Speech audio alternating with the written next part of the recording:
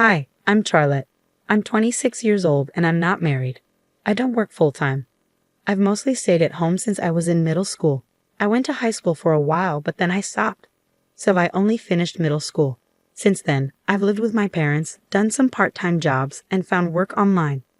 I have a brother named Sawyer who is 3 years older than me. He's very different from me. He's good at sports, has lots of friends, and is outgoing. He never wanted people to know that he had a sister like me.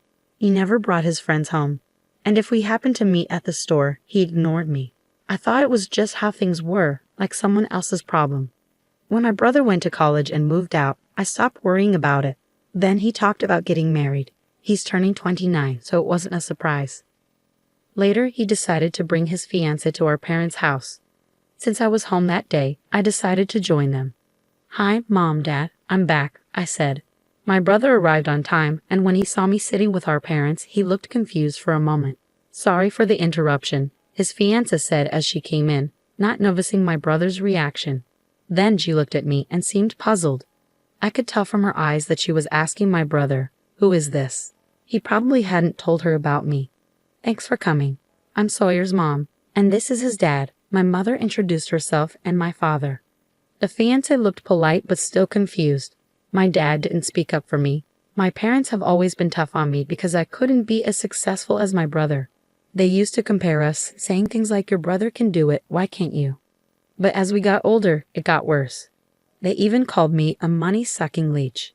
It seemed like they were going to ignore me at this meeting too. When my mom got up to leave, she whispered to me, "Why are you here? Go back to your room." I came to the meeting hoping to connect with my family, but it didn't go well.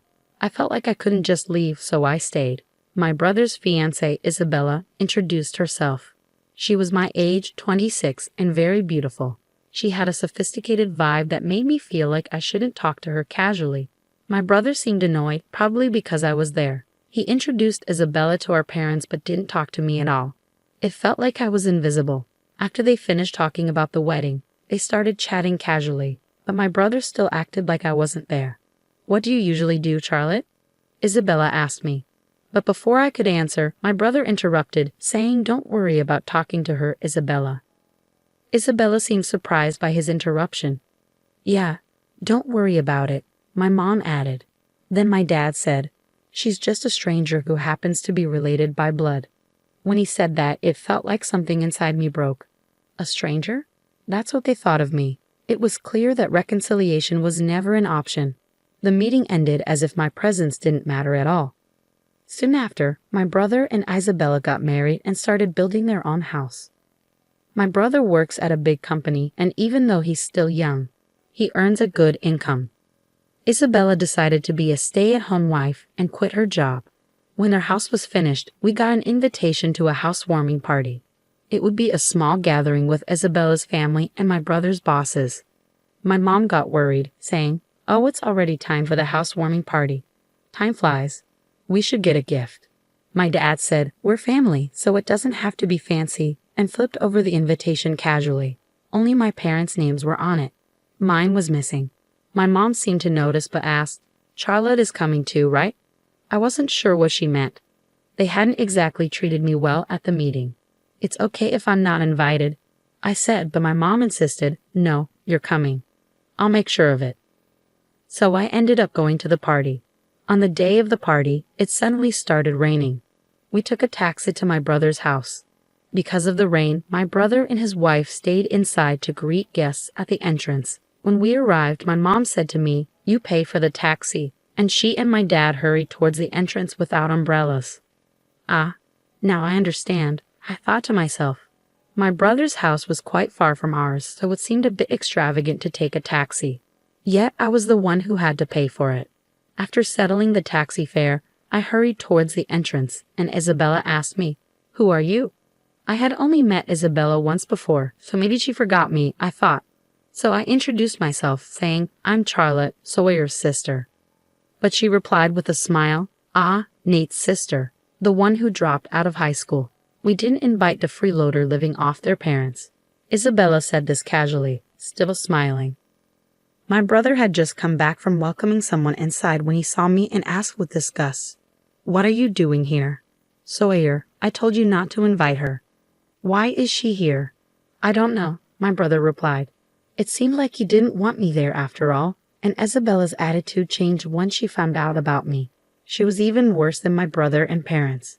I wondered if it would have been better if I hadn't come and cautiously asked my brother. Yeah, you're basically a stranger because you didn't finish high school. Not finishing high school doesn't count as an education, right? Can you please leave quickly? Isabella added, backing up my brother. Her calm expression the whole time was really scary. Okay, I said quietly and turned around. The taxi we came in earlier was gone, and since we weren't on a main street, finding another one seemed hard. I didn't have an umbrella. I started walking, getting soaked in the rain. I could hear Isabella laughing behind me. After a while, I got back home. My parents returned looking happy. They saw my face and asked, "Why did you leave so suddenly? Couldn't you at least call a taxi to get back?" "You're so useless," my mom complained, as if it was nothing unusual. Sorry, I suddenly got a stomach ache. I lied to cover up the real reason. You left just because of that. You're hopeless. Make sure to give the gift later. You're an adult. My dad scolded me. Speaking of which, I had prepared a gift for the party, but I ended up bringing it back without giving it. I wanted to send it by mail, but I didn't know the address. I thought about asking my parents for the address, but the tension at home made it awkward. So I reached out to my brother instead. I want to send a gift. Can you tell me the address?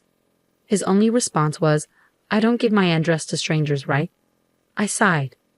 Was it really enjoyable for him to assert dominance over me in private, not just embarrassing me in front of others? It was bewildering. Maybe it wasn't just my brother behind these messages.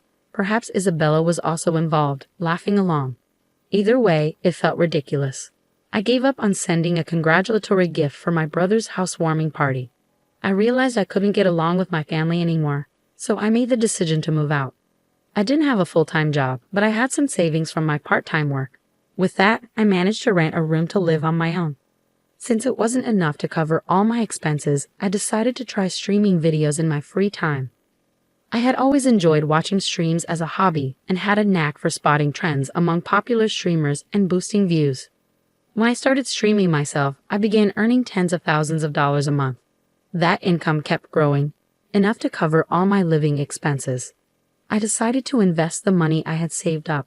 The investments turned out to be successful, so I decided to venture into running a small company that imports and sells goods. I kept myself busy in a good way and felt fulfilled every day. Unlike having a family that would complain about me spending too much time on the computer, I enjoyed my freedom. A few months later, I got a call from my parents, who hadn't reached out to me since I moved out. "We need your help with Sawyer's finances," they said. "Why?" I asked, genuinely curious. I couldn't understand why my brother, who had just built a new house, would need financial assistance. Slowly, my parents began to explain the situation. It turned out that my brother had been throwing frequent parties at his new house, mingling with various people like bosses, executives, clients, and Isabella's friends. During one of these gatherings, someone pitched an investment opportunity to him, and my brother ended up trusting it. He ended up losing a large amount of money, enticed by the promise of quick returns in just a few months. I was surprised. My brother had a good job, so if he had just focused on working hard, he wouldn't have made such a mistake. It was a pity. "Who recommended this investment? Is it a scam?" I asked. "No, it's not. It's someone Isabella knows," my parents replied, showing complete trust in Isabella. "How much do you need?" I asked, shocked by the amount. It was more than what an average employee could easily afford. Is that really the amount my brother needs alone? I asked my parents hesitantly, fearing the answer.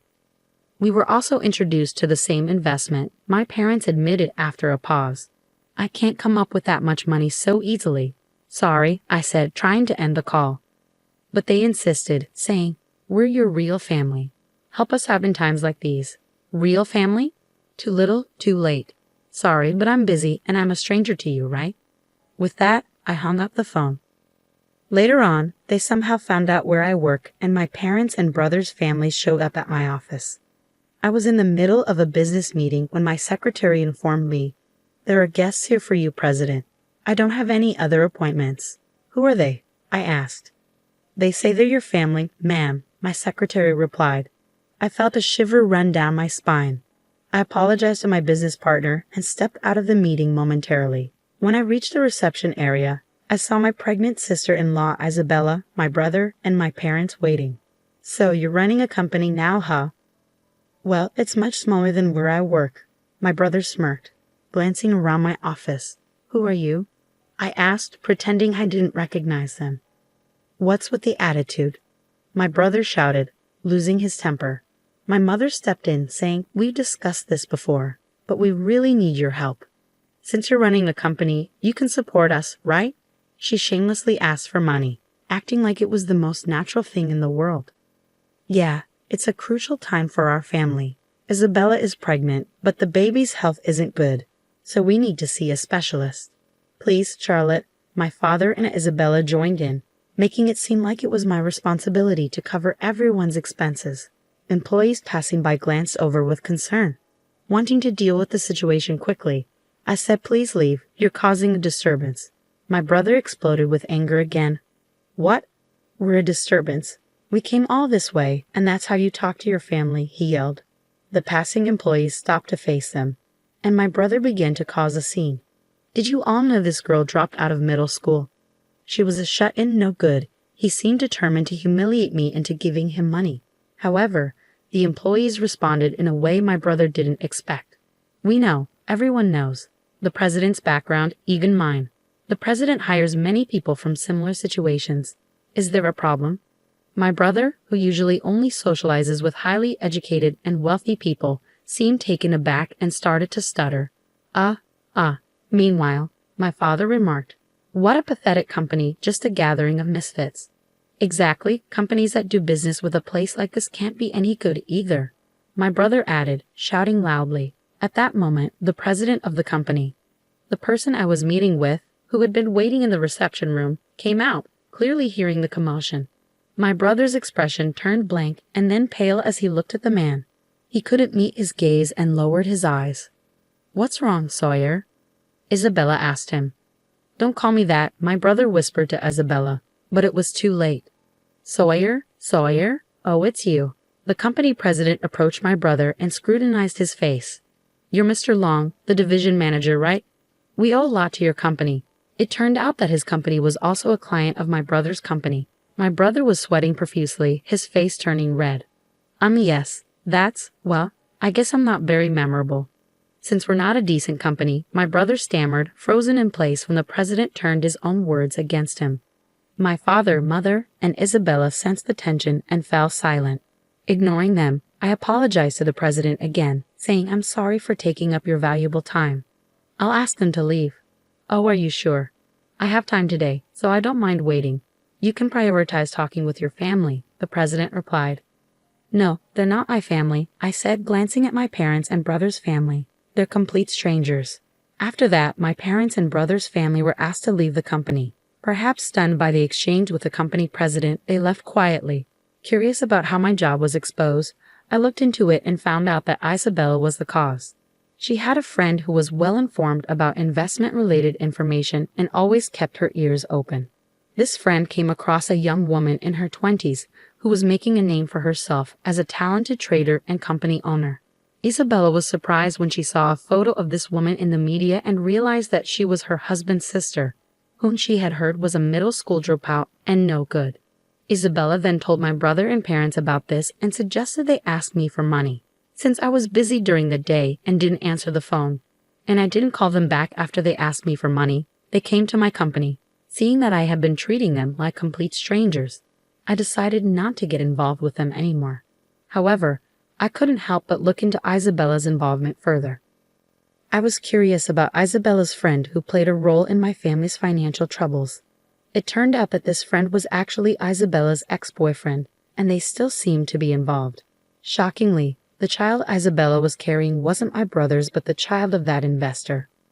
My brother was devastated to learn the truth, understandably so, as everything had been a lie. Additionally, it seemed that Isabella had been scamming money from several other men under the guidance of her ex-boyfriend. Consequently, my brother and Isabella got a divorce, and both of them are now in police custody. Unfortunately, the lost money won't be returned anytime soon. Following the incident at my company, my brother's situation at his workplace worsened. He was transferred to a less prestigious department and eventually resigned. Similarly, my father faced troubles at work when the president witnessed him losing his temper with a subcontractor. After investigating his behavior, he was fired. Apparently, he had been making derogatory remarks about people with lower education levels, similar to what he used to say to me. So both my brother and father ended up losing their jobs. Despite their reduced income, my former family still tries to contact me, suggesting that we live together. However, I have banned them from entering my company's building, so they can't force their way in anymore. Despite their efforts, my response remains the same. I don't know you, you're complete strangers to me. I have no intention of changing my stance in the future.